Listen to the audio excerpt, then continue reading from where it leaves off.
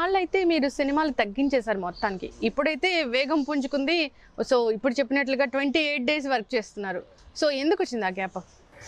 బేసిక్గా ఒకటి ఫస్ట్ నుంచి ఏంటంటే ఆమె రిస్క్ టేకర్.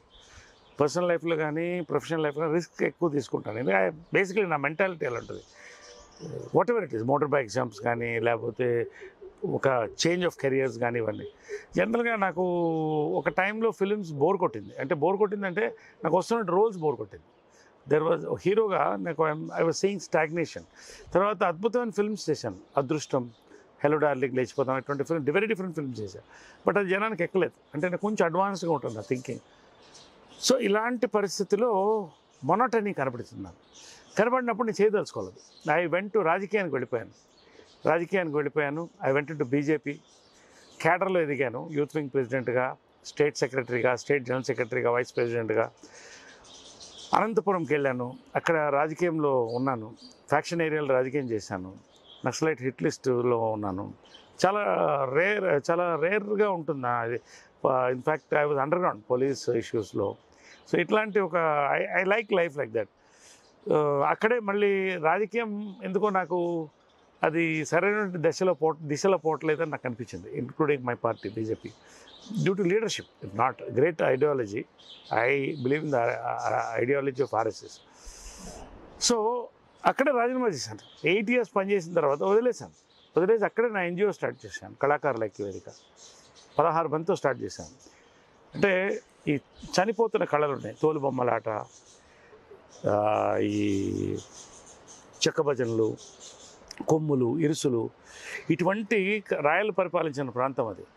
సో వీటి మీద ఇంట్రెస్ట్ పెట్టాను. ఇప్పుడు 18,000 మంది ఉన్నారు నా దాంట్లో ఆర్గనైజేషన్లో. 11,000 మందికి గవర్నమెంట్ ఐడి కార్డ్స్ ఇప్పించా ఫ్రీగా, బ్రోకర్స్ని తప్పించి. తర్వాత ఇళ్ళు ఇప్పించాం గవర్నమెంట్తో మాట్లాడి, హౌసెస్ కానీ పట్టాలు కానీ 1,300 ఫ్యామిలీస్కి. బోర్స్ ఇప్పించాం వాళ్ళ వ్యవసాయం 130 ఫ్యామిలీస్కి. టీటీడీలో చేర్పించాం. ఇప్పుడు 100 పిల్లల్ని టార్గెట్ చేసి ఫ్రీగా ఎడ్యుకేషన్ నేర్పిస్తున్నాం వాళ్ళకి, క్వాలిటీ ఎడ్యుకేషన్, కాన్వెంట్లో, కోల్డ్ కాన్వెంట్లో. సో ఈ రకంగా ఆర్ట్స్ మీద ఎక్కువ నేను కాన్సన్ట్రేట్ చేయడం జరిగింది. రౌండ్గా అక్కడ చెరువులు నింపడం.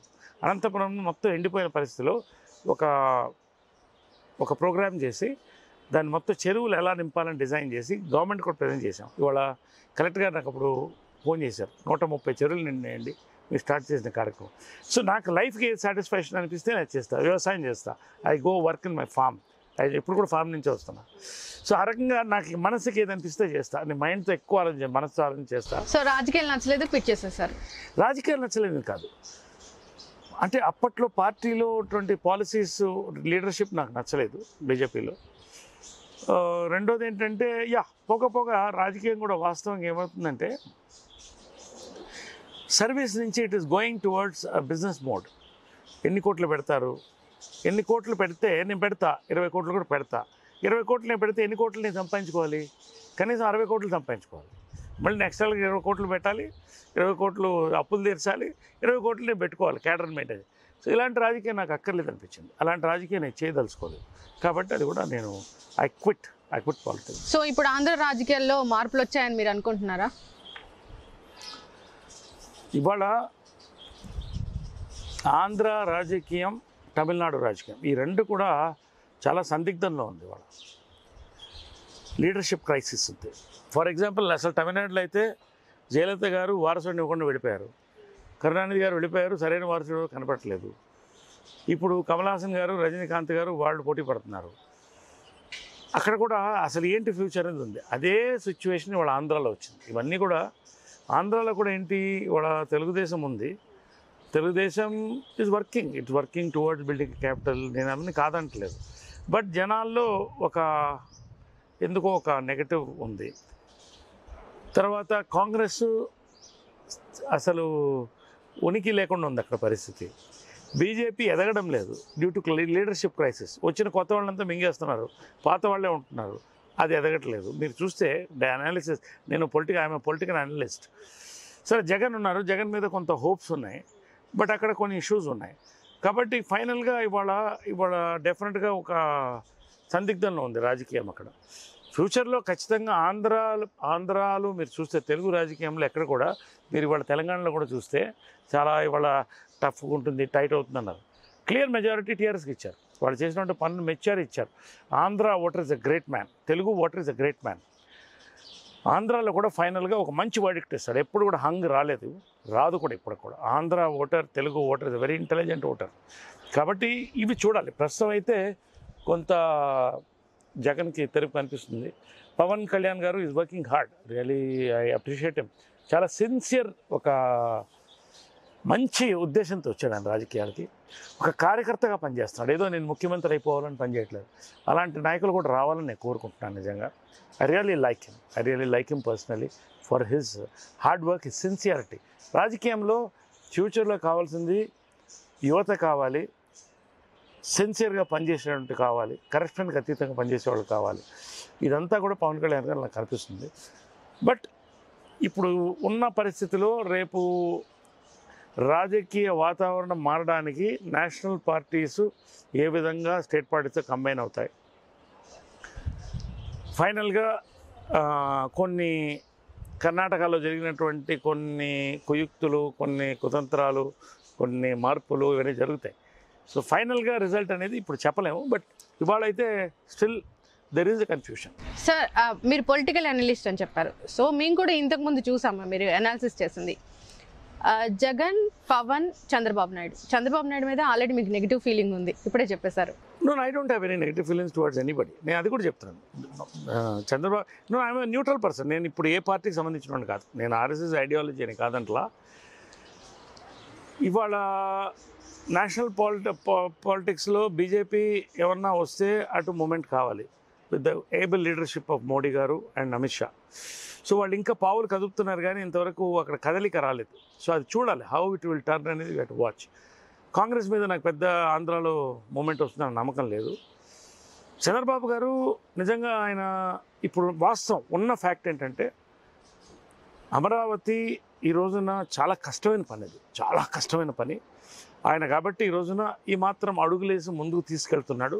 ఎంతో కొంత ఇంప్రూవ్మెంట్ ఉంది అక్కడ. అంటే ఒక డిజైన్ అయితే అయింది, వర్క్ స్టార్ట్ అయింది. So I'm not unhappy with Chandrababu, అది కూడా నేను చెప్తున్నాను. పవన్ కళ్యాణ్ గారు ఈజ్ వర్కింగ్ హార్డ్. ఇవాళ ఆయన యూత్లో ఉంది, యూత్లో there is a nice moment for him. He is not for caste politics నాకు తెలిసి. బట్ డెఫినెట్లీ రేపు ఇవన్నీ కూడా ఎట్లా తిరుగుతుంది అనేది టైం చూడాలి. జగన్ ఆయనకి ఇప్పుడు మూమెంట్ బాగుంది. One straight question, Jagan, Chandrababu, Pawan Kalyan ఈ ముగ్గురులో మీకు నచ్చిన లీడర్ ఎవరు? No, I don't want to comment on a particular person like that. నేను అదే మీకు చెప్పాను, నాకు ఆయన పవన్ కళ్యాణ్ పవర్కి వస్తారా లేదా నేను ఇప్పుడు చెప్పట్లేదు. But I like him as a leader because there is a sincere effort. ఒక కామన్ మ్యాన్గా పనిచేస్తున్నాడు ఆయన. ఒక యాక్టర్గానో ఒక సెలబ్రిటీగానో పోలేదు ఆయన కూడా రైతేను. అలాగా ఆయన పొలంలో ఎంత కష్టపడి పనిచేస్తాడో రాష్ట్రంలో కూడా పనిచేస్తున్నాడు. సో ఈ ఫౌండేషన్ ఎంతవరకు పైకి లేస్తుంది అనేది మనం చూడాలి. We have to wait. But I like him as a person, as a leader. Sir, ఇక ఎంతో ఇంట్రెస్టింగ్ క్వశ్చన్ ఇది. మూవీ ఆర్టిస్ట్ అసోసియేషన్లో ఏం జరుగుతుంది? మంచి పనులు జరుగుతున్నాయి. ఇవాళ మంచి స్కీమ్స్ ఉన్నాయి. దాదాపు 33 మంది పెన్షన్లు తీసుకుంటున్నారు. అది 5,000కి కూడా పెంచడం జరిగింది. నేను జాయింట్ సెక్రటరీ ఉండగానే మేజర్ వర్క్ నేను తీసుకున్నాను. ఎందుకంటే 900 మంది ఇప్పుడు ఉన్నటువంటి మూవీ ఆర్టిస్ట్ అసోసియేషన్ అసలు ఎవరు అర్హులు అనేటువంటి వాళ్ళు ఎవరికి తెలియదు. నేను వచ్చినప్పుడు వెల్ఫేర్ కమిటీగా చైర్మన్గా జాయింట్ సెక్రటరీ ఉన్నప్పుడు పెద్ద ఎత్తున సర్వే చేయించి ఇన్ని ఫ్యామిలీస్లు ఆర్థిక స్థితిగతులు వాళ్ళ పరిస్థితి తీసుకొని ఎవరికి ఏది కావాలనేది నేను నిర్ణయించి చేయించాను. నేను తర్వాత జనరల్ సెక్రటరీ అయ్యాను. శివాజీ రాజాని ఆయనకు ఇంట్రెస్ట్ ఉందని నాకు తెలుసు. సిల్వర్ జూబ్లీ నేను చేస్తానంటే ఖచ్చితంగా మేము అందరం కూడా నువ్వే ప్రెసిడెంట్గా ఉండి చేసాం. జనరల్ సెక్రటరీగా నేను వర్క్ చేస్తున్నాను. ఈ స్కీమ్స్ ఉన్నాయి. ఇప్పుడు ఈ 33 మందికి పెన్షన్లు ఇస్తున్నాం. 3,000 చేసాం మేమే. ఇప్పుడు 5,000 అని చెప్పి మేము చెప్పడం జరిగింది. సరే, కళ్యాణ లక్ష్మి అనే పథకం ఉంది. దానికి ఎవరికి అర్హత ఉన్న వాళ్ళకి ₹1,00,000 పిల్లలకి ఎవరికి పెళ్ళైనా ఇస్తాం. విద్యా పథకం ఇవన్నీ కూడా ఉంది. ఇవన్నీ జరుగుతున్నాయి. సార్, మంచి పనులు తెలుసు, చేసే మంచి పనులు మాకు తెలుసు. ఎందుకు గొడవలు జరిగాయి? గొడవలు బేసిక్ ఏమవుతుందంటే నేను అంటే I don't want go in to commercial what you call controversial topics. జనరల్గా నేను ఒక రాజకీయ పార్టీ నుంచి వచ్చి, ఒక సిన్సియర్ ఆర్ఎస్ఎస్ నుంచి వచ్చి ఒక సిస్టమేటిక్గా పెడతా ఒకటి. రెండోది ఏంటంటే ఐఎమ్ వర్కర్. మూడోది అందరినీ కలుపుకుపోతా, అందరినీ అడిగి కలుపుకోలుతాను. డెమోక్రటిక్ నేను ఎప్పుడు చెప్తా, militancy in thought, democracy in action అంట. ఒక సిస్టమేటిక్గా ఒక డెమోక్రటిక్ పద్ధతిలో వెళ్తా. సో ఆ సిస్టమ్స్ కొంత మిస్ అయినప్పుడు ఎవరి మీద నాకు కోపం లేదు, అందరు మంచివాళ్ళు, ఇక్కడ ఎవరు కావట్లేదు. తప్పులు అంటే అవినీతి జరిగిందో లేకపోతే ఇన్ని కోట్లు పోయిందని అవి కాదు.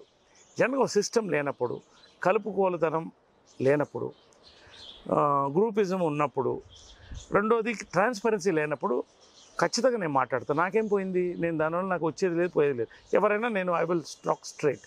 నేను రాజకీయం, ఇంత పెద్ద రాజకీయం ఇవాళ ఉంటే మినిస్టర్ అయ్యేవాడిని అంటున్నారు అందరూ. బీజేపీలో జనరల్ సెక్రటరీ చేసే వైస్ ప్రెసిడెంట్ వద్దని వచ్చే నాకేం పోయింది. Today acting is my profession. I got my real estate, I got my everything. ఏది లేకపోయినా చక్కగా సంవత్సరానికి ఒక సినిమా చేసుకున్నా చాలు నాకు. సో ఉన్న సిస్టమ్స్ కరెక్ట్గా లేకపోతే I will talk, I will definitely talk. ప్రెస్కి వెళ్ళాలని నాకు ఎప్పుడు లేదు. ప్రెస్లో ఇష్యూ వచ్చింది, ప్రెస్ ఓపెన్ చేసింది కొన్ని ఇష్యూస్, ఐ డెంట్ ఓపెన్. ఏ రకంగా కూడా నేను బాబా సాక్షి చెప్తున్నాను, ప్రెస్ ఓపెన్ చేసిన తర్వాత దానికి సమాధానం చెప్పాల్సిన బాధ్యత మనకు ఉంది. దాంట్లో ఆ తప్పులో నాకు ఎటువంటి కనెక్షన్ లేదు కాబట్టి నేను మాట్లాడాను.